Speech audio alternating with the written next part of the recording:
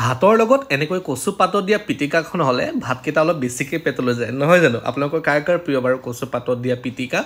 মোৰ একদম বহুত ফেভৰেট আজি প্ৰথমবাৰৰ কাৰণে বনাইছোঁ ভয়ো লাগিছে খজুৱাবও পাৰে কচুৱে গণেশগুৰিৰ পৰা এমুঠি কচু কিনি আনিলোঁ বঙালী ধনিয়া মানে মান ধনিয়াও কিনি আনিলোঁ 3টামান পাত দি দিছোঁ তাৰ লগতে জলকীয়া এটা বিলাহী আৰু নিমখ তেল জোখমতে দি দিব আৰু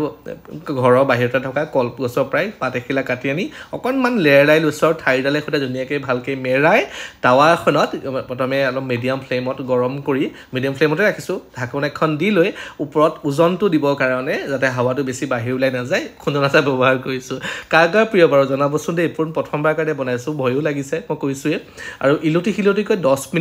মিনিটকৈ মানে ট'টেল 30 মিনিটমানত ধুনীয়াকৈ সিজি আমাৰ পিটিকা কৰিবলৈ ৰেডি হৈ গ'ল মানে গোন্ধটো পাই এতিয়া মোৰ ভিডিঅ'টো চাই একচুৱেলি লোভ লাগিছে একদম খুলি দেখাই আছোঁ ৰ'ব আপোনালোকে নিমখ তেলটো জোখমতে চাব